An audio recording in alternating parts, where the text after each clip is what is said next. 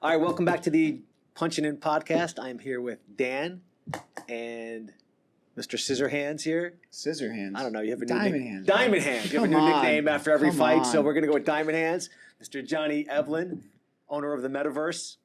Johnny, you want to tell us what the Metaverse is? Oh, okay. Also, two-time Olympic champion, two-time PFL champion, judo world champion, junior world champion, and the star / co-host of this show, Kayla Harrison.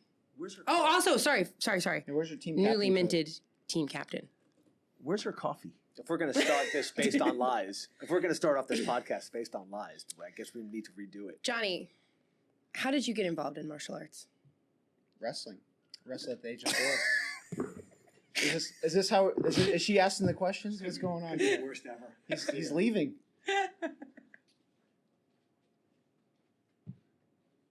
I just love pissing him off. He's going to get your coffee. Oh, yes. Oh. What a gentleman. That's my Such baby. a good guy. That's why I love him so much. All right, please continue. Where were we? Oh God! You asked me. Fat face dipshit. How I got into martial arts. Oh yeah, no, I'm trying to. Let's have a real pot. Let's see what we do if we have real questions and we don't just talk shit for an hour. Okay. Johnny's our guinea pig on this. All right, so you're a wrestler, huh? Yes. I saw some videos of you, like screaming on a mat, like having a temper tantrum. Oh. What was that about? What videos did you see of that? Of you wrestling. Stalker. Well, I mean, I I was. didn't see it. Did you used to be a bit? So you were so you're high. When did you start wrestling? When I was like at the age of 4. You started wrestling at 4. Dang. Yeah. And you went to college for wrestling, right? Yeah. And you had temper tantrums there? Did you have temper tantrums from age 4 until? I'm just kidding. I'm just kidding. No. I did when I was a kid, and then I did have a bad time at nationals one year. Yeah, but so you were super competitive. Yeah, I'm a competitive guy. Like one guy got one up on me. He actually pinned him at national duels, and I wrestled him again at NCAA's, and he foot swept me, took me down, got a trapped arm tilt, and turned me twice. And then the whole time I'm trying to come back, pissed off, like, dude, I should have fucking whooped this guy. And then at the very end, it was like 30 seconds left. I like double him across the mat. We bump heads, but I drive him across like 2 mats. Yeah, I was saw super mad. Yeah. And then like I come back to the center. I'm like, oh, there's 30 seconds left. And like there was kind of like a pause. And then they like made us shake hands. I was a little bit confused. I was like, that wasn't 30 seconds. They raise his hand. I shake his hand. I shake his coach's hand. I run off the mat all pissed off. I'm like, God damn it, dude, I should have won that match.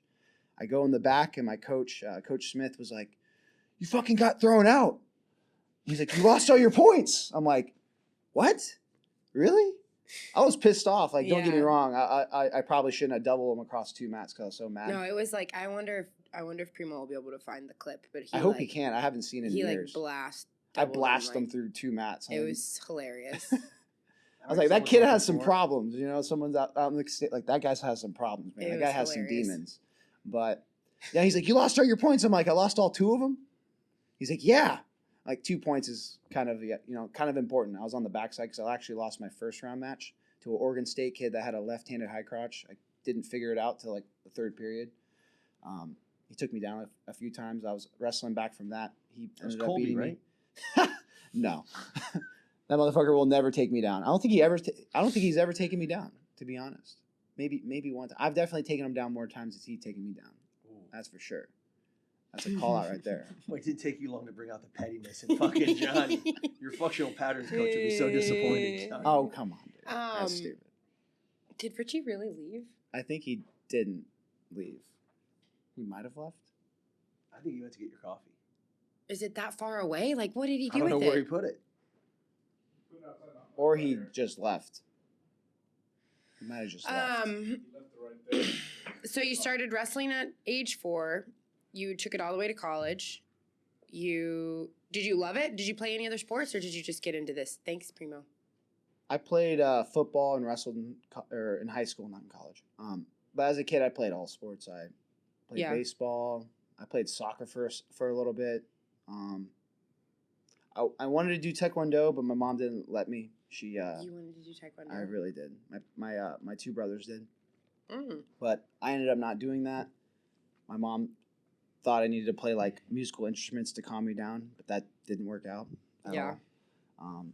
But yeah, I played a lot of sports. I ended up gravitating towards wrestling and football. And then after high school, I decided to just wrestle.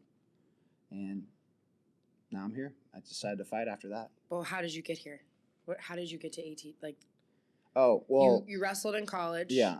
What's your degree in? Would you? Health sciences. And I got a master's in educational and counseling psychology. And then how did you end up here? So I got a job at Atlantic Southern Paving down here. Can we get to some shit that's relevant? I just want to know how he started. Atlantic Southern Paving.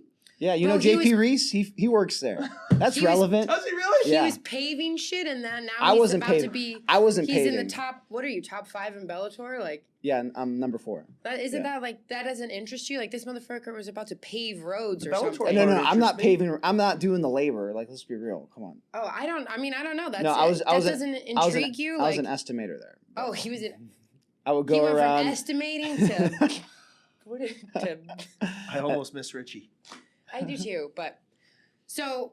But How'd you end up at this gym? Yeah, how'd you end up here? So I met Steve Mocco through like coaching wrestling in high school, and literally we wrestled one day.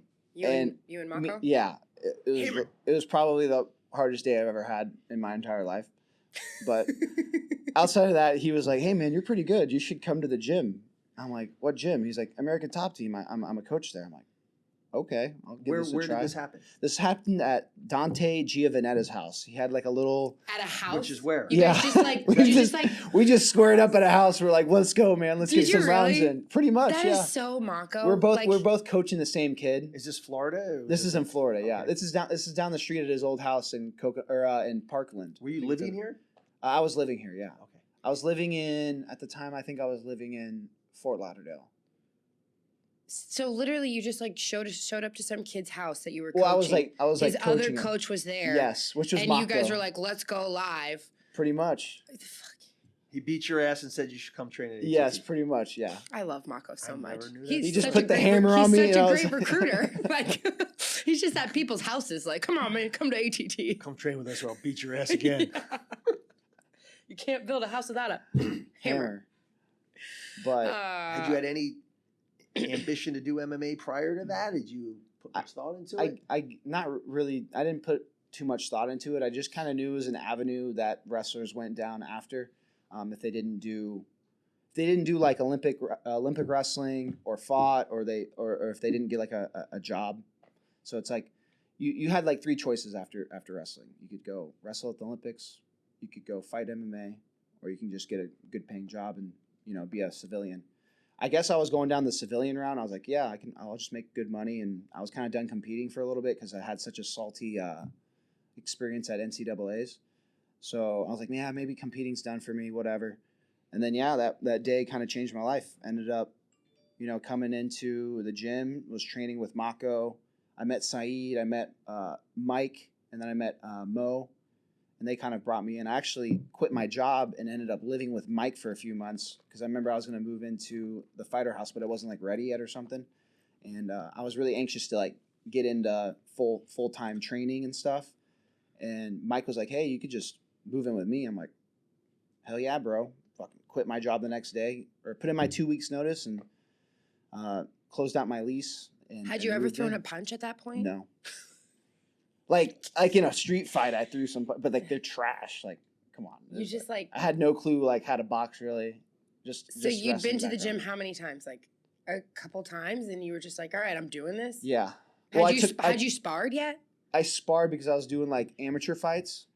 Mm-hmm. I did 2 amateur fights before I did 1 amateur fight before I quit my job. 1 or 2, I can't remember exactly.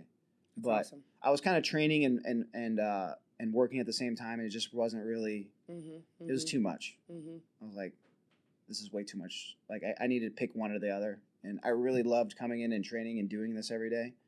So ended up making up my mind because like kind of the puzzle pieces fell into place where Mike was like, yeah, you can move in with me and wait till the fighter house is open. And I was like, oh, after I moved in with Mike, I have a place to stay, for free, with him, and then the fighter house, and I can just train full time. So yeah. So how many fights did you have before you transitioned to Bellator? I don't know really much about your fighting history. So I fought at Shamrock for 4 fights. Okay. And then which is in your home. Yeah. I sold a lot of tickets up there. Okay. They gave me good guys to like get my feet wet. Okay. And then after I was at 4-0, I switched over to Bellator. Yeah. And how many fights do you have at Bellator now? I have 6. Yeah, 6. All right, so you're now 10-0? Yep. All right, I know you were talking about maybe fighting Salter. Yeah. And he agreed to it?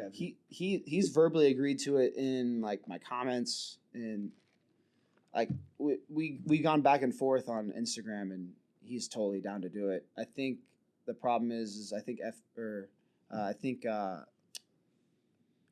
Mike, the matchmaker, is he's kind of getting caught up with other fights, and they're slammed right now, I guess, trying to make fights happen that need to happen.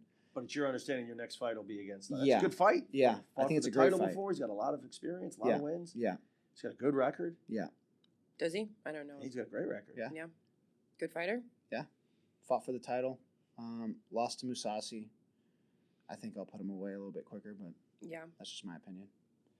But I got to get that fight to happen so I can just showcase my skills and beat the shit out of him and do it better than Musasi. Yeah, you've and been on have a people tear, questioning dude. it, so. All right, well, here's a topic that I guess is relevant with Masvidal and Colby going to start dominating some news pretty soon going into their fight. Teammates versus teammates. We've been down that road before. We're going down it kind of with this fight, not really, because Colby's no longer at the gym. You are ranked number 4 in Bellator. Mm-hmm. You are potentially fighting Salter next, which if you win that fight, your boy's back. I know. I asked If you win that fight with Primo Salter, asked me to come back. you undeniably be next title in line shot, for yep. a title shot. Mm-hmm.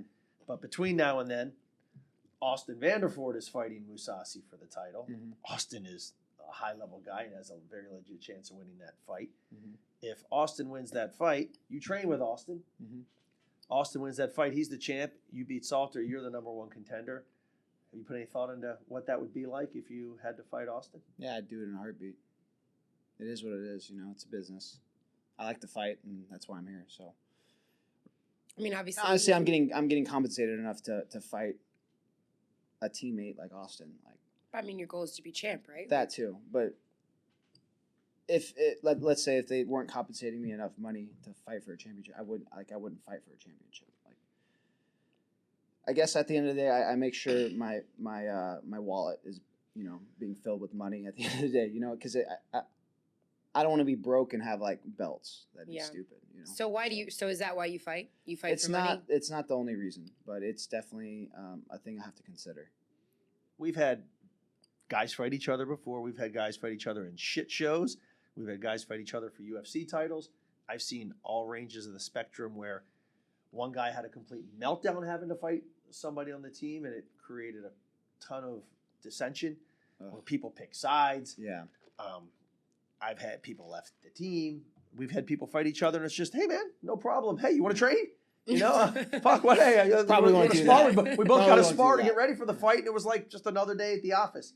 Yeah. But as far as you're concerned, if you had to fight someone, especially someone who's a good dude who you like, who you train with, it's just, hey, man, it's just business. Yeah. It is what it is. It is what it is. Yeah, I mean, that's the way to be. It's kind of like sparring rounds here can get a little aggressive, but now you have thousands of people watching, you're getting paid. That's how I think of it. I don't take it too personal. It's just competition. Well, if there's a way to bottle the way you would approach that, let me know, because I'd like to buy a bunch of bottles of that in the future and make every fighter on the team drink it, because it's good attitude. Kool-Aid. Yeah. Yeah, for sure. Absolutely. I think it's a Johnny's smart way got a to good approach head on it. his I shoulders. think it's a smart way to approach it. If you get too caught up in the emotional side of it, you're just fucking yourself. I mean, we have three undefeated young fighters at 185. At 185, I know. I was just gonna say that. You, Austin, and Dalton Rasta. So, it's always And been all like super, just like the sky's the limit, kind of. Like they Legit, all they're have all a ton legit. of potential. Yeah, very legit prospects. So it's funny, when you all ended up in the gym, you were here first, and then Dalton and Austin kind of came close proximity to each other. I remember sitting back and saying, I don't know, it's kind of like potentially a three-way train collision, all shooting for the same thing at the same time. And, we talked about, how do you think that'll play out? And it's kind of depends on the people's individual approaches. And all three of you guys are pretty. You said Johnny was going to leave. Isn't that what you said? I thought I said Johnny would probably lose before he got to that point. I don't think you said that. But yeah, you guys are all. Did he? No, he might have. He might have because he did. He wrote me off for a little bit. All right, let's talk about that. That's a good segue. Let's talk about it. We were joking around about it because at one point, a couple of years ago, well, let's go back before that. You come to the gym. How long have you been here? 5 years? I think so. Yeah, five years. We always look at new talent when it comes to the gym. We try to watch them early on and see how they work their way in and who they start gravitating to and who they work with and how they. No matter who you are, you're going to find people at this gym that are better than you at certain parts of the game, if not all parts of the game. For sure. And certain people react to that differently. Some people are better off being a small fish and being a bigger fish in a small pond because they get to beat up everybody. Their confidence stays high, and sometimes they kind of melt under the pressure of not being as good. Some people come and they're like, wow, all these people are great. They're better than me. I can't wait to go in there and bang every day and get better. So we watch, and I remember when you came, we were watching you thinking, oh, man, this kid's got some potential. He's good. And then we watch, he's going to be good. He's going to be good. He's going to be good. And then, and I don't even remember exactly what happened, but I remember you and I saying, this guy's a fucking idiot. He's going to waste his fucking talent. And we kind of soured on him. We actually had a conversation with you at one point. He was pretty injury prone, and he was kind of like... Well, you were doing some stupid shit. And I remember like the last thing to fall was you went out of town to go train with somebody. Then you were training, I think you went to Glover's gym. And then you're training with Kyle and you get fucking heel hooked, and he was like, he had a grappling. What is this guy, like a celebrity fucking on the road training partner for grappling matches? I mean, you're not here training with the Masvidals and under Mike Brown and all the guys we have. You're going to help somebody for a fucking grappling tournament and going up to Massachusetts. Then you tear your ACL. Now he's gone for you. Fuck this guy. He's done. And I remember that. And then it's like not too long after that, once you got back to training, it's like you started a trajectory in the right direction. So I know how much you're going to hate hearing what he's going to attribute it to, but what do you attribute it to? Making smarter decisions. That's pretty much it. I started prioritizing the right things, and it made me focus on getting better, and not, like you said, like being a celebrity training partner or whatever. That's not necessarily what I was trying to do. It's just kind of what was, I don't know. Like, I didn't have my priorities straight, so I was kind of just like going with like, hey man, I need your help. Okay, I'll come help you. Yeah. Hey man, I need your help. I wasn't prioritizing myself and my health at the end of the day. So I was kind of like I was like a yes man. I still am a yes man to a degree. I'm still trying to work on that. I'm still trying to really like hone in on what Johnny Eblen needs to become a champion and what and set Johnny Eblen's priorities to become the best in the world and become the GOAT. And that's basically the biggest change I made. You were like partying and I wasn't prioritizing the right things. Yeah, you just like didn't. It's almost like you didn't take yourself seriously. Like we all saw this potential in you, and it was like you were just kind of like you didn't. You were like you were on the fast track to becoming a training partner. Like that's how I differentiate people at the gym. There's training partners, and there's like challengers, champs. Like if I call you chief, you're a training partner. If I call you champ, you're probably you're a real fighter. But chief and champ. It's like you were on a fast track to being a training partner, and it kind of happens like you don't even realize it's happening almost. Like you're just like going through the motions, you're waking up every day, you're doing this, you're doing that, and then before you know it, like 5 years have gone by, 10 years have gone by, and you're like, holy shit, I'm still doing the same thing I was doing 10 years ago. Yeah. So what happened that made you like, man, I gotta wake up or I'm gonna be I was injured all the time. So I was like, man, why am I getting injured all the time? And I'm looking like trying to figure out like answers of how to get healthy and stuff because I've done like traditional therapies and stuff. Stumbled across functional patterns and kind of did like a rabbit hole dive, and it set my priorities straight. And I attributed a lot of it to FP and helping, like basically reconditioning what I prioritized in my life. I don't know anything about functional pattern. I mean, my daughter does them actually. Yeah. She goes, but I think the biggest change for me has definitely been your mindset. Like, it's been. You can They're shit falling on him. asleep. I'm impressed. I'm impressed with the changes that You he's fall made. asleep Like earlier. I knew Johnny 3 years ago. Fall And, asleep at you, not Johnny. oh, okay. I'll shut up. That's a first. Yeah, right. That's a first. Shut up. No, I think your turnaround's been pretty remarkable. Mm-hmm. I mean, you've gone literally from someone that I thought wasn't going to be here for long, or it could be like a career training partner. Someone's like, oh, fuck, we start ticking off future champs. You're like right at the top of the list of guys Yeah. that can do there. So whatever And it is, every other- whatever it is you did, it fucking worked for you. There's no question about it. It works that. for a lot of people though, Dan. That's the thing. So Lots of things work yeah. for lots of people. It's helping her daughter. It's true. Helps a lot of people, man. You just got to go to Instagram. You can see a lot of the results. He takes it to a next level, though. I will say this about Well, Johnny. you got to think I about. remember when he first started. No, we're gonna be honest, dude. Yeah. When he first started, we went to breakfast one day, and he had just like gone on this deep dive with this guy now. Naughty Aguilar. Yeah. And he had like read some book by this guy that, Few books. but that Naughty had recommended, and he was like, "We're trying to have a conversation at breakfast. Do you remember this?" Yeah, I do. And he was like, "No, you just don't understand the definition of words." And I'm like, "What?" Not the definition. No, he was like, "But you don't understand the Talk about you semantics, Need, I you need to remember this. use specific words for specific things to understand, and you need to understand the true definition." I'm like, "Do you understand the definition of fuck you? Like, what do you mean? Like, yeah, I know how to use." It was so funny. No, Like, I read this book that talks about like using direct language and trying to get rid of ambiguity out of like conversations. So it's like if I say something to you, you know exactly what I mean, as opposed to I've like. been doing that all my life. Yeah, I know you have. Pretty good. But basically, you say something and there's nothing to like interpret. It's just like, yo, here are the facts. This is what I'm telling you. Boom. A lot of people like to use like motivational speakers. We were talking about that earlier.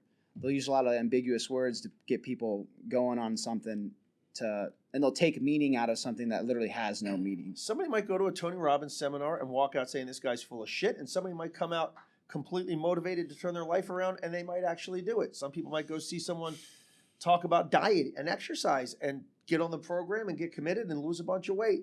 Probably won't be me, but other people might go right home and get on the Fat sofa face and, dipshit. yeah. and eat their pretzels again. Fat Different face things, dipshit. different things work for different people. Some people go get their tarot cards read, and they're convinced that they're going to be a success, and they end up becoming a success. I'm not saying what works or what doesn't work. Yeah. What worked for you fucking worked for you. I'll tip my hat to it, because so far so good. What's your guys' favorite Johnny story? Oh, jeez. Do you have a favorite Johnny story? He Do you have a He doesn't even Johnny think story? about me.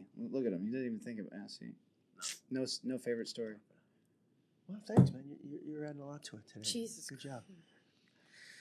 Okay. Let's see. What's No, my favorite is the turnaround. Yeah. Because I would tell you that I've probably, over 25 years, looked at, I don't know how many hundreds of people and said, that fucker ain't going to make it. Yeah. Or, oh, God, I was wrong about that guy. Yeah. Or I was right about that guy. But how many times have I looked at someone and say, that fucker ain't going to make it? And he then turned around and made it. I thought, fuck, I was dead wrong. That's a great story because I was dead wrong about you so far. Yeah, you're not wrong very often, I would say. Not on the negative side. Sometimes been a lot of Sometimes times. I get positive and false hope in people, but once Who'd you false hope? I know You're someone. I know literally you. never positive. I know you so false hope that's- somebody, a wrestler, Montel. I gave him an opportunity. I didn't false Oh, hope. Mo told me. said that. Yeah, Mo said Because Mo made 14 mistakes, and I let one high-level guy come in here and didn't pan out. Mo goes, you own that, you own that. I said, I own it, dude. I said, the kid wrestled at Iowa. He was a NCAA champ, I Yeah, believe, he's right? really good. And, Tough kid too. Yeah, tough kid. And He's just a little weird, I guess. very weird. Yeah. And, we let him come here. He was looking for money, and I said, that's not going to happen. Yeah. Shut him down on everything. And she said, but if you want a place to live in the apartments where we're trying to build up and coming fighters and wrestlers and train with the best in the world and see where you can go, great. Didn't work out for him. We took a shot. Yeah. I mean, you guys know better than anybody. Until you get in and live the life that you guys live and get punched in the face and deal with the injuries and the setbacks that you always have to deal with and have to come in here when you're hurt or not feeling good or when your kids are having a fucking meltdown at home and put that shit behind you and come in here and do your job every day, you never know how someone's going to react to it. It's just impossible. You see people that are physical specimens and freaks of nature, and God, this guy can't miss until he comes in and just fucking completely misses. Yeah. There's a lot of guys like that where you're just like looking at him, you'd think there's one guy that I have in mind, but Well, they you don't look wanna like they should be killers, you know? Yeah. And then you're like, wow. It's just not the case sometimes, That's why mindset matters, you know? Your mind is such an important tool. So we talked about your wrestling background when you left in protest of Caleb being here. But your striking's really come along a lot. Yeah. Like, a lot. What do you tell us about that? Who you working with? So I worked, a lot of it was, I think, learning how to play spar with George at the beginning. I remember after my injuries, I started coming back. George being Masvidal. Yeah. People don't know who he's talking about. Jorge Masvidal. Or how does he say it? The assistant to the captain. Depends who he's in front of. Yeah, that's funny. I noticed that. Fake Cubans, you know. I noticed that. Jorge Masvidal. You know, when he's around the Cubans, you know. Is that like Barack Obama? When depends on what audience he's in front of. Oh, jeez. I worked with. How about Hillary Clinton when she's there talking to Southern Democrats? She's got this crazy draw. Which coach just did that? The Notre Dame guy. Brian Kelly. Yeah, when he went, he's Notre Dame's head coach for all these years, and he's just white bread talking like this, and just a straight. And then he goes down to LSU's first press conference. He's like fucking an alligator hunter out of swamp people talking. Did he like, really? Where the fuck did this come from? Creole, Irish jig over there. Yeah. That's awesome. So go ahead. You said learn how to play trade. Yeah, kind of like play spar with Jorge, and then George. I was working with Dean, I think, at the time as well. But obviously he's not at the gym anymore. But I've had a lot of good coaches, like kind of help me out. I worked with Dean. I've worked with now I work with Daya and Anderson. Anderson told me your striking's come a long way. We talk about it sometimes. He says, for me, Johnny, now he's relaxed. And a few times I went out to Hawaii and trained with Naughty Aguilar. He's helped me out a lot too as well. He's helped me with like body control, if that makes any sense. Like a coach can tell you to do something, but you like have no capacity to do it. Like they can tell you to move your feet a certain way, but it's like you literally can't do it. You have to like learn how to do it. I guess. So do you mean doing what fits for you, living within your means, or do you mean just getting comfortable with certain positions and situations? No, I guess getting comfortable, like understanding actually how to move my body in a certain context, if that makes any sense. Like it's very ambiguous. It's not ambiguous. It's pretty objective, but know your definitions. You need to read Tyranny of Words, bro. Here we go. Let's say that again. Read Tyranny of Words by Stuart Chase. Yeah. Go learn what I think he was means. Wait, televan? What is? I don't even. Oh yeah, you told me what the whole religious dude. Oh my god. That has nothing to do with anything, but you're starting to drop people. Let's put this in the lowest common denominator. You went from being a wrestler who didn't want to strike. Yeah. The second he saw a punch coming, oh fuck, I'm shooting. Mm-hmm. So now you're coming in and switching your stances, coming in with the Masvidal till shot. Yeah. A couple fights ago. So something clicked. Yeah. I think it was a multitude of things that clicked. Working with obviously being at this gym, having high level training partners, being able to work with George, being able to work with Dean Thomas, Anderson, Francia, even Mike. Mike preaches talks about like switching stances and shit like that. He's really open to that. King Mo has helped me a lot. I watch a lot of like boxing sparring or fights and training. Working with FP practitioner, my FP practitioner up in Jupiter. His name's Derek Diesel. He's not much of like a striker or anything, but he helps me with fundamental stuff. Is that his stage name, Diesel, or is that real? No, that's his real name. Are you serious? He has a mullet, like you. He has a mullet, Did bro. he like change his name shit. so he could say that's his name? No, that's his real name. Really? That's his real name. Okay, DD. Dude, he's a Derek good Diesel. Dirk Diggler. He's Dirk Diggler. Oh man, no, he's a good dude though. He's a good buddy of mine as well. But I think it's just a combination of working with all these people, and it's kind of coming together, and things are clicking, and it is what it is. I'm gonna start ending motherfuckers on my feet instead of having to take them down and feeling like I need to use my wrestling. I'll use my wrestling when I want to, I guess, if I feel like I need to. But lately, I haven't really felt like I needed to use it too much. Johnny, isn't the biggest difference you're just not traveling around to all these other different camps and doing your own thing? But the thing is, and then you're actually though. here and learning. Isn't that the biggest difference? It's not the biggest because I still do that. I occasionally went to Hawaii to train with Nadi. I've went out to San Diego to train with him and a few other like coaches. I didn't go to a gym though. Everything was focused on like, hey, let's make Johnny better. Right. I'm talking about like when you first came here and what Dan was talking about. So it seemed like every 3 months you were on this, I called it the, who's those guys that travel around the world, the rock group? Jerry Garcia and what's that?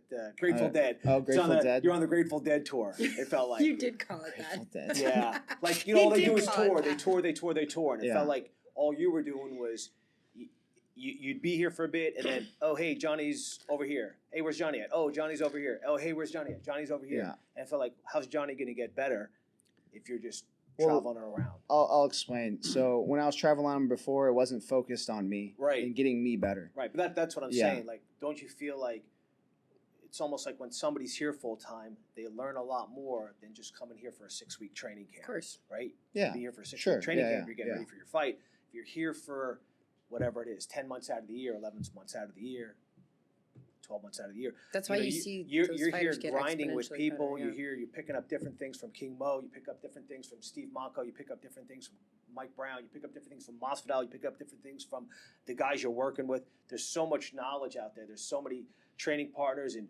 I mean, just between King Mo and Brownie and pick another striking coach, there's probably over 50 years of knowledge and experience in different things. I mean, you just pick up so much stuff when you're here on a full-time basis as opposed to never being, I'm not saying never travel. Yeah. I'm just saying, no, I agree with you. If you become the only thing, planning my trip to the Thailand only right thing now. the only thing that becomes problematic is if you're here too much, you become injury prone. So you have to be smart about like the days you come in to train. You have to be smart about, okay, maybe I'm not going to go live today because I don't feel like I need to. Like I don't have a camp coming up, or I don't have a fight coming up. I'm not necessarily in camp. Maybe I don't need to go a couple live rounds today. That was another problem I used to have. I used to overtrain. I would overtrain and I would travel. Well, that probably comes from your wrestling background. Yeah. So I've kind of had to relearn how to like approach training. And really at the end of the day, it's like, hey, what does Johnny need today? Okay, well, I didn't sleep that great last night, or maybe it's been 2 nights I haven't had great sleep. Oh, today's freaking live sparring goes. Maybe I shouldn't do that today. Maybe I should hit the bag. Maybe I should work on like a certain technique, stuff like that. What do you guys think about this? Just this kind of approach, like, because you have the it's aura individualized ring, right? though. That's the only problem. It has to come down to. I want to ask these 2 old farts what they think, because like I had that aura ring. Johnny had one. I got one. And it shows you, like, your recovery. It shows you, like, oh, you slept this many hours of REM, this, that. And, like, I had to stop wearing it because every single day it said, your oh, man, I knew exactly what I was going to say. That one? Your readiness level is, like, 45, because I'm tired all the time. My body's, I'm training, Yeah. If you're not tired, you're not training. Right. Personally. You can train but and still recover well. But I see, like, I come from the same thing, like a little bit more of an old school. Big gym is like, shut up, work, put your head down and go. You're a workhorse. And then I see people like Cody Law, who's got like his whoop and his this and his that. And he's like, my oxygen levels are here and I eat this and I do this. And it's like Cody's on point. Cody's on point with a lot of stuff. Super I have a lot of good scientific. conversations with him, actually. And it's like, what's the right? Because I think if I did that, you'd be crazy, don't you? Like, I think you would have a longer career, maybe. I think people get a little too anal with all the technology that's out there. So I think different think it's things good, though. work for different people. Yeah. It depends on what your mindset is, what pushes If your you buttons. But if you think about it at a fundamental level, though, that shit's important. Like, especially for your longevity and for your. You think that would work for a Masvidal? I mean, he's wearing a whoop now. He's getting older. Listen. What the fuck is a whoop? Listen. It's like the Oura Ring, but like it's a different device. It's a just different another company. thing that measures all of your. Yeah, it's like you're measuring your vitals, seeing how much you. So how Johnny, well when you you do recover, that how much every you day, sleep. though, you become a attached to that device. I'm not saying things don't have No. their place in it, but if It's you wake weird. up and you feel good, now I look at this and it says I'm not supposed to feel good. Oh, now it's already in my head that I'm not supposed to feel good, but I'm actually feeling good. I kind of thought that as well, Right, but right, I've right. I've had days where I'm like, you know what, I feel fine. It says I didn't recover great. You know what? I'm gonna go train, see how this goes. Oh, I had a good training day. Some days you should. Some No, days- I would literally some never days you train should if be I wore pushing that through thing, 'cause things, it's you know? literally every day. No, 'Cause I have no, two some kids, days you have to. And then Right. one's I'm like not crying necessarily in the middle of the night, saying like, hey, this or that. when this thing says you didn't recover well, don't go train. Like, if you feel good or like if It's you just feel another okay tool. or like, hey, exactly. You have all to it use it as is. another tool. Yeah. Don't let it define you. Like, I think that's the people. whole That's what I'm point. saying. I think when people fall in love with certain technology, it starts to run their life. Oh, it says I don't feel good today. I don't feel good today. Mhm. Fuck it. Go train. Right? See how you feel. You We can should do put that. a- You let's can do put a that. aura So ring you on can do that Richie. so many times, though. That I will say that before you get hurt or before something like I'm not saying if you're burnt bad out, happens. absolutely Yeah. take some time. Well, I off. think that's the process of like burning yourself out. Yeah, but you're gonna. It's like feel you're that. watching it in real time as opposed to figuring it out like, oh, a week No, I later think you- you have no metrics, stuff like that. I'm not saying you're wrong. You are right. There are days where you're like, fuck yeah, I gotta go train. I have to fight in 2 weeks. Johnny, I have to go train. Johnny, today. how many times do you think if a wrestler wore that during the season they would train? That's I don't my know. point. Yeah, That's that's. my point. Probably fucking the first 2 weeks of the season, and I then think- after that, they well, And he that- might say you gotta there's certain think of- times they shouldn't train. And Yeah, it might you gotta help think them. about But- this. But You if gotta they think went about according this, to this though. aura or whoop or whatever, But you gotta you think about- probably wouldn't train because you're not eating good. You're fucking your body's stressed out. You're training all the time. We That's gotta just take a that, poll. I know, that's a just lot the of nature them- of the sport. The thing about it is though, is they have you for 5 years. They're trying to get the most out of their Of course they out are. of their 5-year investment Yeah, out of you. of course they So are. they're not worried about your health. Yeah. So that makes I sense. think a lot of But- people. but are full, also- I think That's a lot of people are interesting full of shit. I think a lot of people believe what they want to believe, and I think a lot of things work for some people that might not work Right. for other people. You might use the same line on 10 girls, and 5 times it might get you laid, and the other 5 times it might get you slapped. You know, it depends what works for you. I cannot deny that whatever Johnny's doing Oh, I don't think there's any. has worked for him Yeah, I don't over the think there's last any- few Look at this years. specimen. It's worked Look fucking at him. great. It's getting for him. worse. Now, I It's also getting- think- it's getting way better. You know? Personally, I Dan- think some of it's fucking bullshit. But you know what? Placebos work too on This is true. people. That's That's why why they they. have That's why they trials. fucking have placebos. Yeah. And sometimes it's right in here, and it's just what clicks with what you have in here, and if what I he's think- doing works for him, I think that's the best great. Doesn't thing mean you it work did for was settle everybody. down. That's it. You settle down, got your priorities right. You're here training, and I think. But you that's- know, but you know what did that for me? Literally, it was FP. Like, I That's can't fine. deny it. You know. I'm not here to talk bad Yeah, about them. yeah, I don't yeah, know yeah. about them. I'm just saying But whatever. that's like, I'm just saying, but you're like here. you're saying, like, yeah, that thing that clicked. But it's Johnny, like if you I were had an to. FP in Hawaii and just doing your training in Hawaii, I don't think you'd be as successful. No, of course. I have I to mean, come that's- here and put in the Right. work, the actual work. I'm not denying that either. You also have great coaches. Yeah, You have good great coaches. coaches. I thought we were Great talking about coaches. the technology. That's what I What was you speaking to. have, Well, it's a combination of everything. Right, Is just what I'm an trying to get at. ancillary thing. Yeah. what you have works for you. I'm a skeptic, a little fucking old school. I'll admit that. When I see little. your FP guy come to the gym and get on the mat, and he's like showing you something that Mhm. will work for your wrestling, I'm thinking, who the fuck is this idiot to tell Johnny Wow. how to fucking wrestle when Steve Mako's sitting over there? But it's working for you. Mhm. So what do I say? I don't fucking say a thing. I'm like, fucking way to go. Welcome to the gym anytime you want to come, sir. You're fucking helping one of our fighters get better and hopefully end up winning a championship belt. Do I think that guy knows fucking dick about wrestling? No, I don't. But you know what? Whether he's good at getting in your head, whether he's some guru and what he can fucking place on that mat with you in that situation works for you, I don't fucking know. But if it works for you, it fucking works. Mm. If eating a fucking half a pound of garlic every day gives this guy better fucking cardio and I see a noticeable difference in his fucking cardio, I might not go out and eat a half a pound of garlic a day. But I'm not going to tell you not to. So what the fuck you're doing is working for you. So I used to he eat a might not Snickers bar he might before not every judo necessarily tournament. understand like how to wrestle like to the degree that Kyle Dake does, but he understands the fundamentals behind it, like how to leverage certain types of movements, and he watches a lot of film, and he's learning how to apply it to people. So yeah, maybe he doesn't know how to wrestle like Kyle, but he can help a good athlete, I guess, figure out how to leverage a movement better based off of his knowledge and understanding how to coach a person through it. If that makes any sense. Like he's there's- welcome to come here anytime and work with you Yeah. on that. I ain't going to put him on Mako Mondays and let him give a fucking well, he seminar. he doesn't in front of want our to. people. He That's for doesn't want goddamn sure. He doesn't want to. That dude I has know, a that dude I has a know. business. He doesn't want to. He has a full-time business. He's dedicated to, and he's still trying to crack the human movement code and trying to help a lot of people out. So Moral of the story from my point is find what works for you. There's a lot of options out there. The thing is, this works for humans, man. It's not what works for you individually. And It Tony works. Robbins It would would work tell for you. It would work Tony for Robbins you. It would tell you you the same thing. Jim Baker, the old televangelist, Yeah, but where's his tell you the where's same his thing. It results works though? on humans. Where's his He has results? a lot though? of results, though. That's the crazy What thing kind of about it. results? Like, what are we talking People about? who have changed their lives, like In who are like what capacity though? L. Ron Hubbard had a lot of results too. I mean, there's No, I'm not. Like, I'm talking about undeniable, like, physical results. Like, when you look at Johnny, yoga works Like too. before But and you after, also, but you you know? also Yoga have to doesn't work, remember, actually. though. You also Yoga have to, does and not this work. is this is a point. never this worked is, for anybody. There's nobody who lost a bunch of weight or got better spiritually or mentally on yoga. spiritual, but that's all. You that's also subjective. don't. You That's also don't subjective, know though. the long-term effects of functional patterns because you don't Long-term because effects. it hasn't been around long enough for you to say, oh, It's been around 10 years. Yeah. 20 years from now, the guy who's been doing functional patterns for 20 years, like, is his body I put would say- together or is I he would s- fucking beat to I would shit? say- You I don't would- know yet. I would say the probability of that is really low. The probability, but you don't Yeah, know because I- it hasn't been You around can't long be enough. certain of anything, though.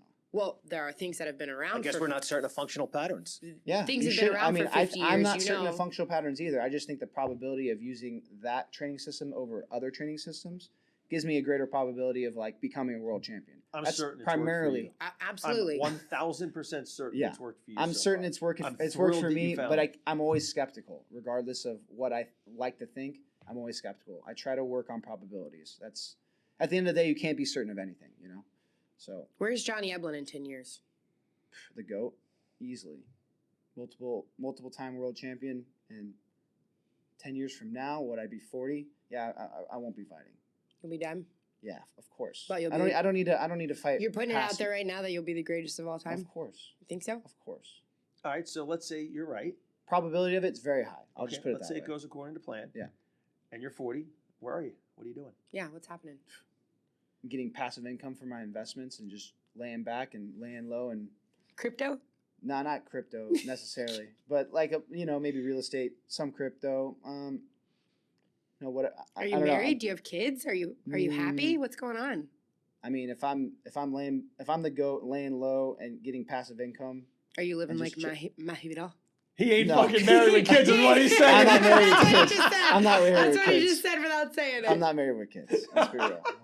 Good God. Men and women are so different. It blows my Well, mind. I'm not on a biological clock like a woman, so I don't need to have Preach. kids. And it's like, well, most women have to. That's how they find security with a man. They have a kid with them. So Here we go. I'm not talking about this on air Is with it you. true? No, we're not Is it doing this true? on air with you. I'm not doing it. very No, The we, interested. probability of that is very high, we Johnny. have very, we have heated at discussions least you about get that. this You shit. get that part. That's good. Wow, I'm actually Johnny, I'm on board with you. I don't know what you're bitching about. I got No. your fucking side, buddy. and I can got see your it, back. I can see it pisses Kayla off a little bit, so I'm actually really pleased to see there's something feminine inside her. No, shut up. Shut Oh, up. dude, she's super feminine, bro. Is she? Oh, 100%. Shut up. Tell me. She's all into like the whole relation. Like when it comes to relationship, very feminine. Like absolutely. You I you am have a the mindset. chick, you guys. Yeah, of course. Well, that's normal. Like that's good. Thanks. But it's a little delusional. I'll just put it that way. A lot of women are delusional when it comes to relationships. It's not your fault, though. It's not your fault. Are they born that way, Johnny? How does this work? I think they are, man. To be honest. Well, Richie? I think society kind of breeds them to be like that too. They also try to breed guys to think in a similar way about relationships. Through like movies and shit. There's no doubt women and men are different. Well, Is that? 1000%. What's that book? Of course. Men are from Venus and women are out of their fucking minds. What is that book called? Something I don't like know. that? I don't even know. Oh my God, you're Well, it so depends if funny. you're in Texas. Can't you go to both bathrooms? Not in Texas. Definitely not in Texas. North Carolina, you Where was it? can. North Carolina. North Carolina. Or they yeah. have that. Texas, They have the boy. one bathroom. Yeah. You're like, what is this bathroom? I don't That's even- it says they. They. I Does don't it? Oh So, my I don't know, God. some shit like that. No, you see that Says all the that. time now. You see people put in there like kind of how my Instagram bio says team captain at American Top Team. Yeah, so People it's put Johnny says you're delusional. people put in their bios like he, him, she, her. There's like, a space how for they pronouns. how they I think people get like obsessed about like Wearing pointless hoops. shit. It's irrelevant what you want to be called. Like there's an Either you have objective a- like either hey, you you're have either male you're either, genitalia or female. you're either a male or a female. Yeah. I mean, I think there's like a scenario we We're can gonna- be both. we're gonna but like take a that's bunch of very. people off with Kayla, this. they say you can identify as anything you want to be. I mean, I identify as a silverback gorilla. Johnny's fucking trying to identify guy's the goat in the company. Don't tell him. An actual goat. I actually see myself as a cat. No, that's what my son says. He says like, "Mommy, He I'm a cat." identifies as a cat. He's 3. See, exactly. Well, just Don't please, start, Richie. Don't start. please don't transition him into being a cat at age 3 just because he thinks he's a cat No, at age yeah, 3, no, like a lot of he's in people charge. do right Yeah, now. no, I know. If he Isn't wants to be a that cat when he's crazy? 18, let him be a fucking cat. Have you guys I seen don't that care. South Park episode where they where Stan's dad or something becomes like a dolphin I didn't. because he wants to be a dolphin or something? That's Dude, great. I know, right? They have Oh shit! I gotta go train. Good trade. Yeah. All right, guys. Johnny, it's been a Johnny pleasure. Eblen, Thanks, Hold on, buddy. thank you so gotta much. sign our flag. Everybody that comes signs it. Especially if you're a goat. Might be worth something in 10 years. Is this the right side? Yeah. Anywhere you want, buddy. Let's go. Go right above Kayla since you're a man and she's. Where's Kayla?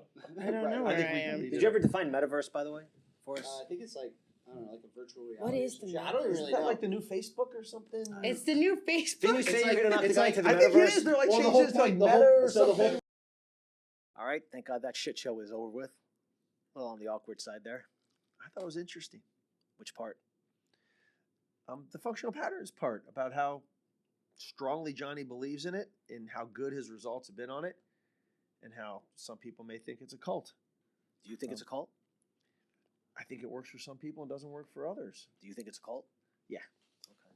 All right. I think what helped Johnny is him not traveling so much and being here. I think he got his head on straight. And if that's part of what helped him get his head on straight, fucking more power to it. I'm with you. All right, let's talk about fights last week. I thought they were pretty good. UFC 270, the pay-per-view. There were some really good fights on that show. Yeah. Not including the main event. The main event was Sucked. the only thing I thought watching that fight between those two guys is DC's got to be sitting in his seat salivating, saying, "I will fuck both these guys up on the same night," I mean, just based on his wrestling and grappling ability.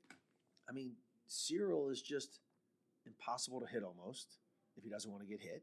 And he's not going to stand in front of you and engage to get hit. Which makes a very boring fight. It makes for a really boring fight. Now, I know Ngannou was saying that he had some serious knee issues going into it. Maybe that made it so he wasn't as willing to engage or go hard, kind of like he was with the Derek Lewis Maybe fight. he couldn't push off, right? Maybe he couldn't twist and turn his hips. You know, and he showed a punches. nice wrinkle to his game in getting the takedowns, but then he did nothing with them to speak of. Do you think it would have helped Ngannou to do functional patterns? He actually moved okay on top and got to back position a couple of times when Gane went to get up. It's like, oh my God, he's gonna one punch from here could end the fight, but he didn't really throw him. It was just It was amazing. and how about the 5th round when I thought he was done when Gane took him down. he takes him down? I said to you, I said, this fight's over. He's never getting up off his back. And in watching it real time, I'm like, was that some Scissor sweep. bullshit half a scissor sweep, Yeah. maybe a scissor sweep, What was Gane? or did he really drop back for a heel hook? Yeah, was he falling back and fell off balance and got kind of swept along the way? It was a weird fight. It was was. a really weird fight. If you had told me that Gane wasn't going to get punched like one time in the entire fight significantly, and he lost, I would have said, yeah, okay, where do I sign up for that wager? Do you think the moment got to Gane a little bit? He was super hesitant. I mean, obviously he knows the power that Ngannou has. They've sparred together. I'm sure he's felt it to some extent, to some degree. Well, the power didn't get to him. He No, never but got hit and felt it. It's just Do you think that's what I'm saying? Do you think maybe just getting taken down and not being used to being on bottom. Did he expend some energy? Did he get tired? Was he afraid? he that didn't look tired? I mean, all he had to do was keep moving. Yeah, he didn't look tired. It seemed. Yeah, All he had to do was just keep bouncing around and win 1 out of the last 3 rounds. yeah. That was a weird fight. I wonder where Ngannou goes from here as far as his contract.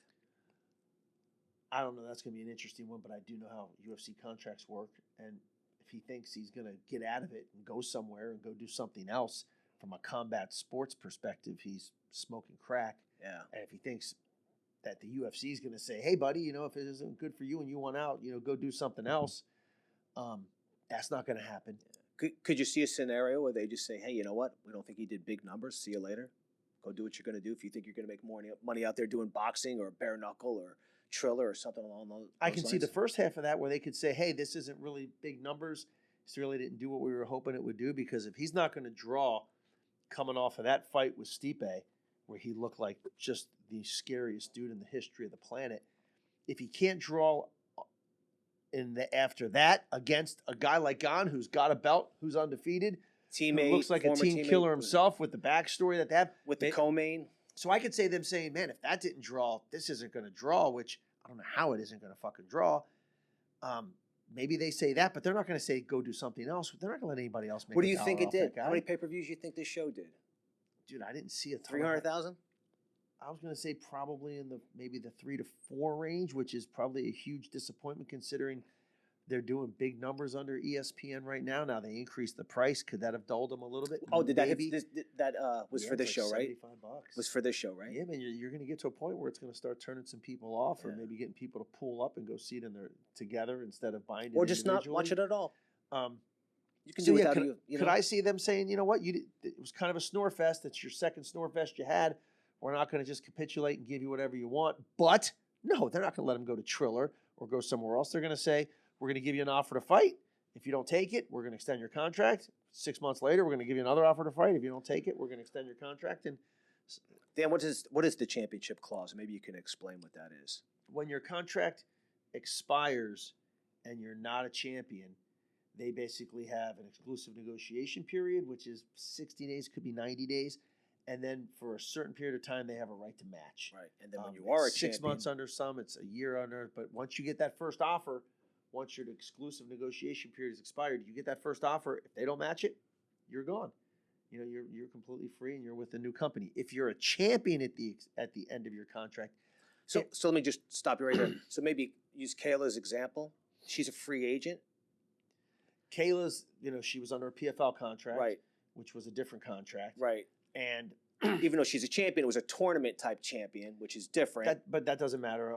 That contract said if you won the tournament, you're a champion. Okay. At the end. But there's a standard PFL contract, and then there's Kayla's PFL contract. Gotcha. And I heard a couple different versions. I Well, never asked her for a copy to see what it says. But typically what it says, if you're a champion, we have the right to automatically renew you at your prior pay for this period of time. Gotcha. And the UFC has a clause that Similar. so does Bellator.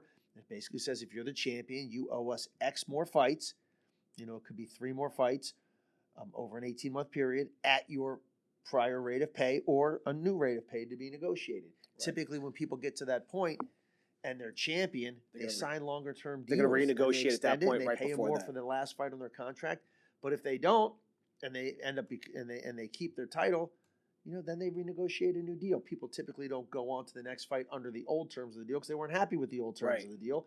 And the UFC's in a position to keep them there for a long time if they don't want to fight. So I think Ngannou will probably end up signing a new deal and he'll fight for the UFC. Now, will he try to get something in there that allows him to go into a boxing match on the side? I mean, I guess it's possible. It's unlikely. Have you seen anybody from the UFC other than Conor? And all bets are off when it comes to Conor. And the Right. UFC made a ton of money on Conor and Floyd. Yeah, they made that's a just- ton of money was on just, that. So easy money for both companies. I don't think Ngannou has that type of Stroke. Yeah, I mean, who does? That's not named Conor. I don't But think, but the fight itself, in my mind, was a stinker. The co-main wasn't. Coleman was great, and my thought was I thought Moreno won. And I know it was a very close fight. I thought it came down to the 5th round, and I thought Moreno just did a little bit more to win that fight. What about you? I think it would have been clear as day had he not gotten dropped right at the end of that third round because he was dominating that round. And I was watching it, and I'm thinking, I don't think a knockdown at the end of a round personally is enough to offset 4 minutes and 50 seconds of domination. I may have still given him that round, but I could clearly see how somebody would give Figueiredo that round because it wasn't a flash knockdown. I mean, he got hurt and dropped pretty hard. Wasn't wobbly though. It wasn't like he was on Queer Street, as they say. But assuming that you give that round to Figueiredo, I could have given the 5th round to Moreno. I could have given the 1st round to Moreno. I thought it was a really close fight. I was expecting it to be a split just because when you have several rounds that are close and things that could be interpreted different ways, it's hard to see all 3 judges agreeing. But it was unanimous, I believe. It was a unanimous Figueiredo. decision. And I think one judge maybe even had a 49-46. No, one judge gave Ngannou a 49-46, which means this he was gave what, him one of the first 2 48-47 rounds. on the unanimous. But I could have seen it going either way.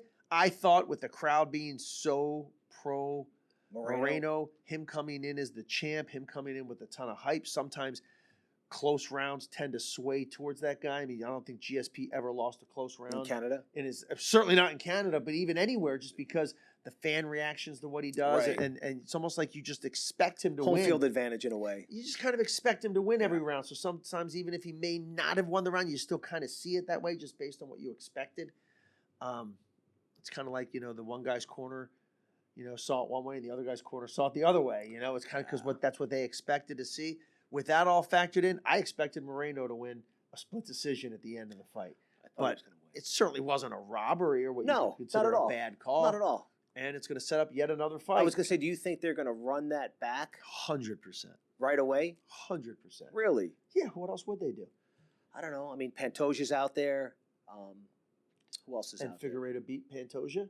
I know if Moreno had won that decision, it would have been Pantoja next because he's beaten Moreno twice. Right. He's on a really good streak. He's fucking really good, and it'd be a great fight. But, you got the guy Askbar, right? He's fighting Kakari France, which is a good fight. It is a good fight. Askar. He's really good, but he's also boring. And I don't think they clamor all over themselves to give a boring fighter a title shot unless he's got something really going for him, another reason, a compelling reason to that he could be a champion, even if his fighting style isn't the most pleasing. So no, I expect them to run that fight back again. I expect it to be another really good fight again. Yeah. But there were a couple good fights. That Michel Pereira fight was really good. So it's funny. I remember watching a fight with Pereira and. Certain guys you watch fight and I said, God, this guy's got a little bit of a low fight IQ just on some of the things he does. And I know he tries to be exciting with his flips, but I remember, I forgot what round it was in. It was the third round. He did like that rolling. When he's already tired. Yeah, I'm like, what? There's no point of that. It's just, there was really no point of that. If you have an endless gas tank and you want to do something to be a little flashy and your risk of getting countered, throwing something like that is pretty low. Yep. Okay, go ahead and do it, I guess. Yeah. But when you're tired anyway, and the guy's a tough guy. And Pereira gets tired. In his fights. And the guy he fought was a tough dude. Very tough. Took the punishment, and you don't know if this guy can come back and put it on you, where he puts you on Queer Street, with a couple shots. So it's risk management during a fight, and you just see some guys with their fight IQ. That needs to sharpen up, but Pereira definitely has some skills. All right, now, since we stated some of the obvious, but we haven't really gone on what was probably the coolest part of the night. Did that girl say she quit stripping a few weeks early to focus on this fight, and that's what gave her the edge? That's what I heard, yeah. Holy shit. Who would hire her? Was that your first thought? Oh, dude, I got to tell you, because after the fight, when she jumped up and she started talking a little bit to Rogan and, interrupted him once and then she jumped up in his arms. I'm thinking, okay, this she annoyed you. Kind of annoying me a little bit. Kind of a little bit. But then when I heard the post-fight talk about what she did and what, I'm like, this chick's awesome. You're a fan She's now. fucking embracing it. She's like, fuck yeah, that's who I am. That's what I did. I'm like, that's a pretty cool story. Yeah, that's pretty cool. But it's a good show. Can you put the results of the whole show back up? Because it might be another fight we want to talk. Cause there were some good fights. Side Nurmagomedov, man, he looked like the real deal. Man, I mean, he's a striker, and he hit that crazy fucking choke, and he said, I mean, that was like a panic tap. And Stamen's tough as shit. Yeah, and he got it right in the pocket too. I feel like when he locked it on, it was only a matter of time, and you could see it was super deep because he had that, like you call it, a panic tap. Yep, Victor Henry over Barcelos. And dude, Barcelos is really, really good. That was a good fight. And it was a great fight. Yeah, the Jack Della fight. The other guy, Pete Rodriguez, was just overmatched. I mean, Jack looked really good. I thought his striking looked good. He looked crisp, but he did it against an inferior opponent. I know it was a short notice. When you get a guy on short notice because someone pulls out and he's 4-0. Yep. He even looked like he was fighting up a weight class. He probably didn't have time to make the weight cut. Yeah, and you're right. It's just like, I'm not gonna. But he's got some potential, Jack. Yeah, I mean, he did what he should do. Madalena, I mean, yeah. You got to step up and do what you're supposed to do when you get in those situations. Thought Tony Gravely looked really good. He did. I thought Tony looked good. I know he got shit on a little bit. People say, "Oh, he looked boring," or that was a boring fight. Man, you're hitting 14. What was it? 11 out of 14 takedowns, or 12 out of 14 takedowns, and I thought he looked pretty good on his control. Could his ground and pound have been better? Absolutely. I mean, part of when you hear a guy hits 11 takedowns or what he hit is, wow, that's pretty high level wrestling there. But you're also letting a guy up 10 times. Or the guy was just hard to hold down. So maybe you better do a little better job of that. But I'll tell you what, people are getting so hard. That's one of the things we talk about, the evolution of the sport a lot. It is getting so difficult to do damage to people and keep them down. It's just people don't stay on their backs anymore. So it's almost like you're in a certain situation where it's, do I control the guy or do I throw some strikes and try to do some damage?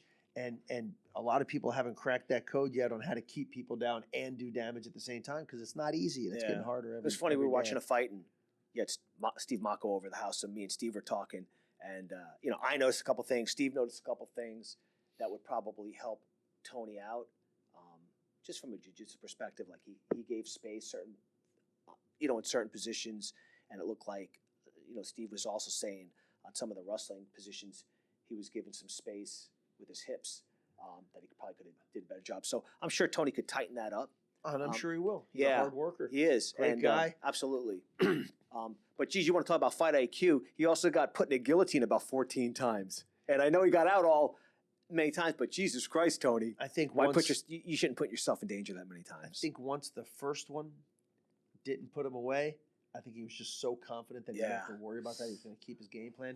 And it's interesting because I was talking to Parumpa, who was in his corner, and he said that just before that first guillotine, that the opponent threw a teep, but to the face, through the up kick, and that his toenail just grazed his eyeball. And he said he couldn't see shit.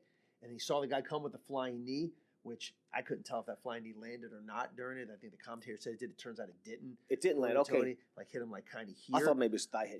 But that between not being able to see the flying knee coming, oh shit. Yeah. I'm just grabbing. I'm not going to get too worried about the technical side of how I'm entering. I just got to get to a safe position. And then all of a sudden he's deep into a guillotine with a dry opponent when he's dry. Dangerous. And the guy's got a good guillotine to begin with. So it was kind of like the worst of the worst of the worst of worlds to get set up into that. But then he still survives. You could see him kind of TP up and take some of the pressure off. I think he just got so confident that he didn't have to worry about it. And the other guy was just so insistent on trying for it. I mean, he's reaching behind Tony on his back, fishing for the head. I think he got a little too desperate to try to hit him. Yeah. I just don't think you should put yourself in danger over and over and over again because you never know when that guy's going to strike lightning where, hey, he finds a good spot on it, locks it in, and then you're like, oh, shit. Agreed. I thought Tony's cardio looked good. Yeah, he did. I thought Tony's striking looked crisp. He's got a really nice left hook. I thought his defense, his good left hook, his defense looked good. Credit to Steve Bruno on that. He's done a good job with Tony on the striking and the defense, and his cardio and his wrestling is obviously on point, so happy to see him pull out that W. Good one for overall, good show. Some good underdogs won fights. Yeah, Matt Frivola was a great fight to watch. Oh man, he looked great. Yeah, that was actually a fun fight to watch. Victor Henry was a big underdog. Ngannou was an underdog. There were some people probably made some money betting that way. Absolutely, agree. All right, that's it for that card, right? Yeah, it's a good show. Yeah, and then this week we have there's an Eagle FC that's going to be down here in Miami. Oh, Khabib show. Miami. I believe it'll be at the Watsco Center, but I think it's closed to the public, right? It's just a VIP type of thing. I think it is closed. Yeah, it's closed to the public. We've got a few guys training here that are going to be on that card. So if you start from the bottom, you can Sadiq, who's been here. I think he's a good friend and training partner of. Oh God, I can't believe I just had a brain fart. Unbelievable. The kid who won the PFL tournament. Oh, the 45er. Yeah. Fuck. Because with an M. I can't believe they all do. And it's not Magomed. No. Oh, God, it'll come to me. But anyways, his training partner, he's down here. He's on the card fighting. He's a really good opponent. He's normally a 45 Sadiq, but he's actually going up to 55 on this fight. You're looking it up, Primo? Is that what we're doing here?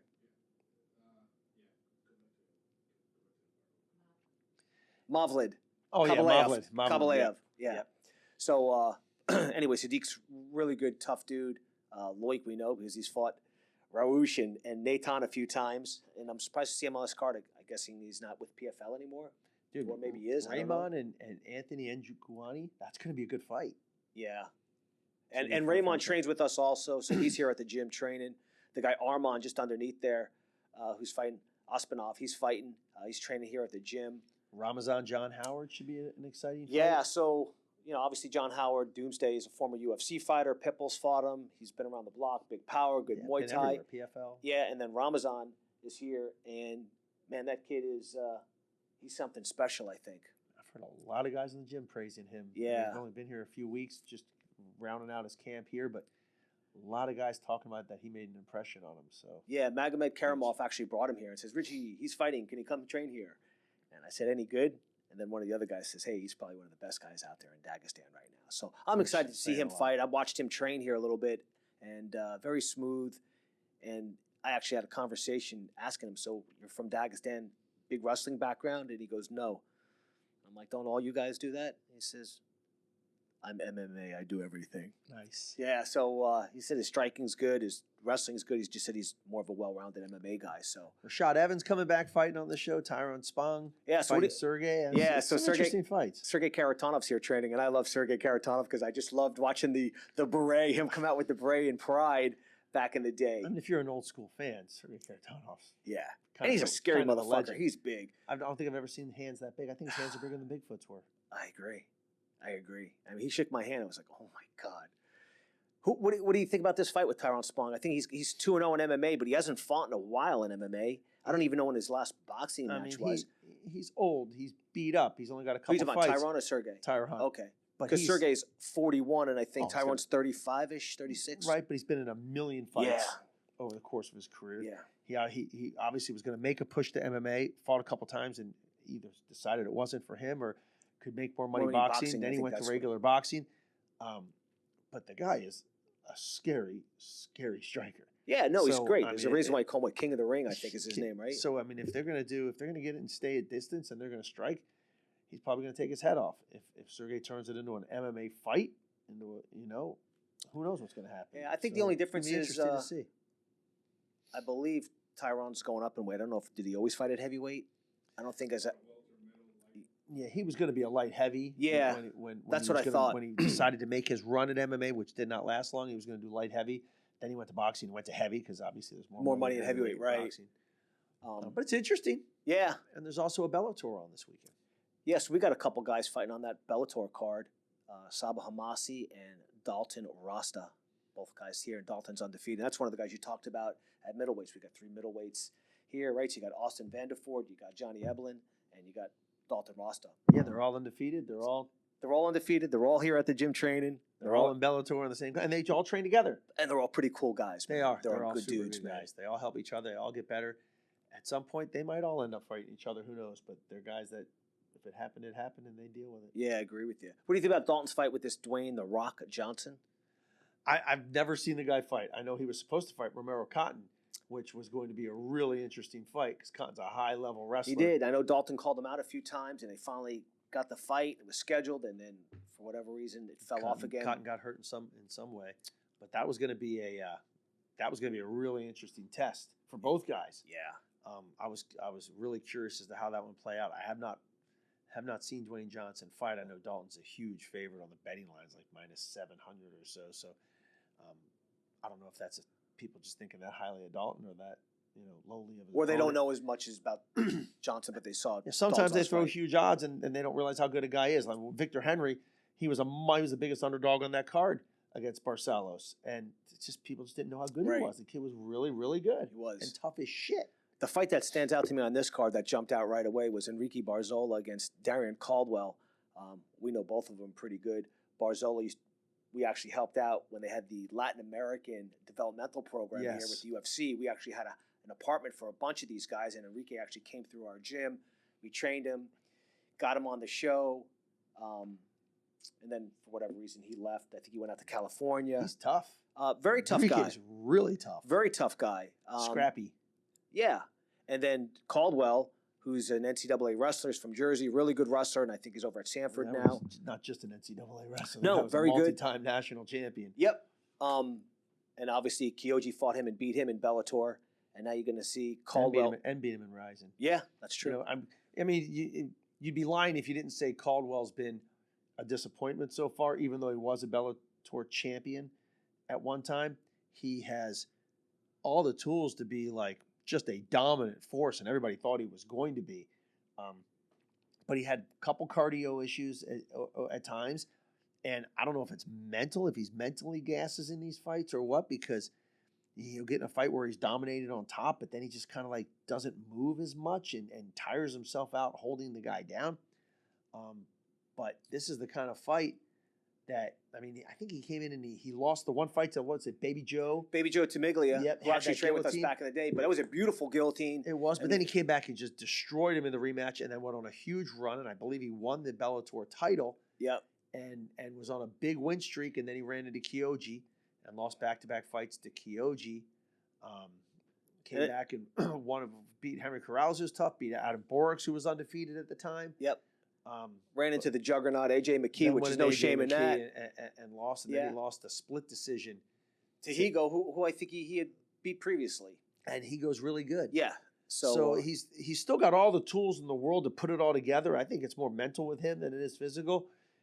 If he puts it together, he could still go on a monster run because the guy is talented as shit. I just think Enrique's the kind of guy that's going to give him fits. He's going to give him fits. He's never going to stop moving. He's never going to stop trying to get up. And he's really tough. Yeah. So if I were betting on that fight, I would think Enrique might beat him. And Enrique's a little bit of a slight favorite there at -130. Hey, he should be. Yeah, and Caldwell's at +110. That's just a fight that just jumps out that it does. I'm really interested in watching that fight. And I think the other one I'm really looking forward to is because I really like Syed Awad. I think he's a really good striker, and he's a dog going into this against Chris Gonzalez. Granted, I don't know much about Chris Gonzalez, but he's 6-1, I think. 6-1. Okay, yeah. I don't know much about him, and maybe he's. Yeah. So I like the main event and the co-main event on this show. Bader versus Valentin Moldavsky. Yeah, he was 11-1. Ace. So you were looking it up earlier. Who was one of his early fights? It's just a funny story about Ankalev, right? You know, it's funny because when you look guys up, and you see the record, you try to look and see who they fought. And I'm looking down his record. Then I get to his amateur status, and I see he fought Ankalaev, who is just a monster. He's a monster. He's getting ready to fight Thiago Santos Maheta, which is going to be a really tough fight for both guys. Yeah. But I could see Ankalaev being a UFC champion, right now. I mean, I think if he fought Glover, I think he'd be a favorite with the betting odds going into the fight as a challenger. But I saw that he had fought him as an amateur back in 2015, and on the Tapology page, it gives you the record of the opponent. So I see that he lost to Ankalaev, and it said Ankalaev was 2-3 at the time back in 2000. And I'm like, that guy started off his amateur career 2-3. Unbelievable. So I clicked on Ankalaev and I went, he started his amateur career 0-3. Which is amazing. Ankalaev lost his first 3 fights. Yeah. And I'm like, holy shit, that is just mind-boggling. Yeah, I mean, he's a light heavyweight. Maybe they were at heavyweight. Yeah, and he who just knows? Yeah, 2015, I mean, it's 7 years maybe ago. he didn't take it seriously, and he fought at heavyweight and didn't cut any weight. But yeah, he's been in our gym before, Ankalaev, and he's a super talented he's a individual. monster. He is. But that's going to be a good fight at heavyweight. Maybe a tough fight for Bader. Might be a tough fight for Bader. The guy wins a lot of decisions, Valentin. So maybe Bader, can outwork him. Yeah, I think the wrestling might be the difference there. And I think the co-main's really good too. Benson Henderson against Mamedov. It's another good fight. Mamedov's 20-1. Yeah. We all know what Benson is capable of, what his history is. It's weird because 2 fights ago, Benson he fought Jason Jackson, and he just looked terrible to me. It's like, what does he looked do? slow, didn't he? He was throwing kicks and missing and falling down and then inviting Jackson into his guard. Yeah. It was just, he looked really bad. And I thought, hey, maybe the guy's just done. He's been around a long, long time. But then he came back in his next fight and he looked much better. He fought a much higher level opponent. He fought Brett Primus, and he lost, but it was a close fight and a good fight. And I think Brett Primus is really good. He is. I think he's freakishly good on the ground. He's over at he's in the Northwest over at he's at Seattle. Fabiano Schurner's yeah, gym. ATT Portland. Is Yes. it? Yep. But he's really good. And, He is. And I thought that Ben looked much better against him than I would have expected. So maybe Henderson is still the old Ben Henderson. He just had a really bad night against Jason Jackson. So that's gonna be a really good fight too. That's gonna be a really good fight because Islam is high level and he's beating some good guys. So there's a couple good fights on the top end of that Bellator show. Yeah. So the Eagles show is Friday night, and this Bellator is on Saturday night. Yep, so no it's UFC this weekend. Right. So it's still a good weekend of fights because there's. I'm really interested in seeing some of these Russian Dagestani fighters fight in person. You know, watching them, see him train here at our gym and then actually seeing him go compete. Because a lot of these guys fight overseas or fight back home in ACA in Russia or M1 in Russia. You don't get to really see him that much. And a lot of people see, oh shit, this guy's 20-1 or 11-0 and he's from Dagestan. He's probably boring as fuck. He's going to take the guy down and hold him down. But then you see the Nurmagomedov last week in the UFC hitting that crazy, nice choke on Stamen early. And Ramazan isn't as much of as a wrestler as you would think. He's going to take your head off too. So be interesting to see some of these guys because it'll be the first time watching Raymond fight. He's got a tough fight, and it'll be the first time watching Sadiq fight. So I'm really interested in watching some of these guys up close and personal. Some good fights coming up. I'm looking forward to that. Absolutely. By the way, we went double or nothing on that last card. I think I took Ngannou and you took Gane. And it's exactly how you thought that fight would play out. Nope. I just went do you even want to take credit for calling that fight right? No, I just want to take credit for. Do I have a fucking MyBookie AG problem getting my money out from you? That's great. I will tell you though, when you look at that fight, at the end of that fight, Cyril Gane has a couple holes in his game. Yes, he does. But they are not big holes to fix. Yeah. If that guy gets with the right people, gets the training set up right, so here that begs the question: what are the holes that you think he needs to fix? You could say he needs to do more damage to become more exciting on his feet, but the fact of the matter is he's fought some dangerous guys. He's fought the JDSs and he's fought the Jairzinho Rosenstrikes and he's fought, Francis Ngannou, and he hasn't gotten touched. So you can talk all day about getting more aggressive or doing more damage striking, but he doesn't need to fix his striking to win fights because nobody's beating this guy striking.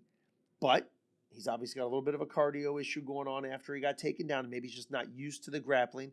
Maybe he's got almost, as weird as it sounds, considering he's a striker and he's a big heavyweight, he almost seemed like he had a little bit of a BJJ mentality when they were on the ground where he's dropping to his back for that heel hook. And that's just fight IQ, Dan. And where he had a couple, he a couple times he like shot for like a half guard. You could tell he was like looking for.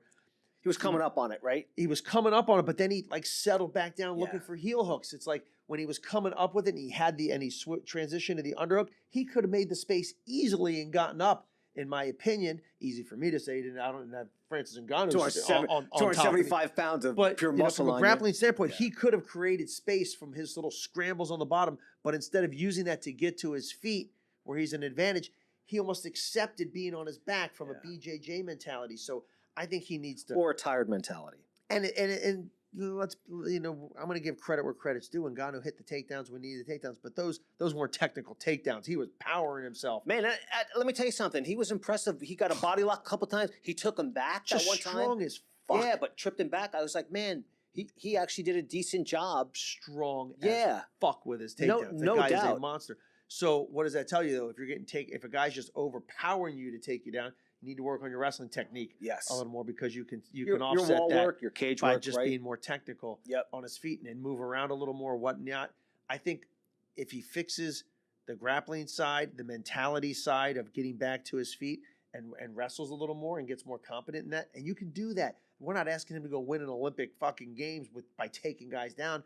Cyril Gane can go undefeated the rest of his career without ever taking somebody down, but he needs to learn some defensive wrestling a little bit, which is a lot easier to learn. Yeah. So it's like learning to defend jiu-jitsu rather than to submit guys with jiu-jitsu. It's easier to accomplish.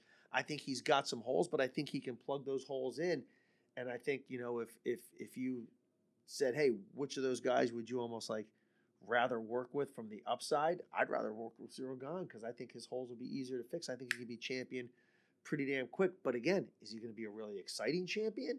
Yeah. You know, or is he just going to be one of those guys that you just can't beat? Right. I don't know. You know, Ngannou's obviously more fun to watch. 100%. You know, he wasn't this past weekend, but it's easy to say because he obviously had some medical issues, and he was fighting Cyril Gane. You know, But you know, I don't know who's a better champion from the UFC standpoint as far as selling pay-per-views. But I think Gane has the ability to be a longer dominant champion than Ngannou does based on what I saw this weekend. Yeah, and I'm also curious, and I know John Jones threw a tweet out there after watching that fight, and I don't know where he fits into all of this, but I guess it depends on what John Jones we're going to see. I think John Jones... Pay $75 to see Ngannou fight John Jones? Yes. Yes. All day. Yeah, I'd pay $100 to see that. All day. You know, I think that'd be a really fun, intriguing fight to watch. And who would you put your money on? You know, the John Jones of his last few fights didn't really impress me. I don't know if he just got a little lazy or got complacent or fought to the level of who he thought he was fighting or where they were. But if he's motivated to fight for the heavyweight champion of the world against a scary dude like Ngannou, and I would have to imagine he would be, I'm going to bet on John Jones. I'd bet on John Jones because I think John would also be able to clinch. I think John would be able to get him down. I think John would throw some elbows in there. I think he'd tire him out. Yeah. He's long enough to keep the distance and stay away from the danger. He's smart enough to do that. And I think he would tire him out and beat him up. Primo's flashing me a sign. It says Black Zillions news. What about it? Oh, because Rashad Evans came out and said that he was going to restart the Black Zillions team. Basically saying he's going to start his own team. Right. You know, Black Zillions is just a name. Right. You know, but it's interesting. Yeah. I mean, I guess he could if he wanted to. I mean, he's it sounds like he wants to be a coach is what it sounds like, I mean, right? and that's kind of a natural progression. He's a Hall of Fame fighter. He had a big resume. Yep. You know, he's fighting on this Eagle show, but I don't really think he's seriously looking to make a big comeback fighting. You know, he doesn't even look like the same person. Looks like a welterweight right now. Last time I saw him. Yeah. Got a lot of knowledge of fighting. He's a sharp dude. He's a personable dude. He's got a lot of charisma. He does the UFC shows, I believe, right? He does. I think it's the pre or post fight, right? Yeah. Yeah, I mean, I could see him starting a team and trying to do that up again if he got some backers, you know, behind him. I could see him trying to do that. It'd be interesting. Yeah. I mean, a lot of guys try to do it, so yeah, why not? Next evolution in your career, right? Yep. So he's a nice guy. He is. I don't know him as well as you know him. He's a good dude. Yeah. Okay. He is. All right. I'll take your word for it. You're a really good judge of character. Hey, if I like someone that was part of the Black Zillions, he's a good dude. That's true. Because I'm not predisposed to like somebody from the Black Zillions. That's true. Then again, most of those guys from the show are all right. They really were. I still like the douchebag who would. I know. Can't call him a douchebag. Yeah, I can call him a douchebag. Why can't you? You did Guess before. Yeah. Okay. I didn't like the guy that ran the team. That was my problem with him. Not the guys that were on it. Okay. All right. I guess we'll wrap it up on that note. Okay. And again, thanks for the support. Hit your notification. Hit your like button. Comment. Comment if you like Kale on the show. I certainly don't. And subscribe. Make sure you share it. And hopefully we'll be back next week. If not, you'll know why. We're out.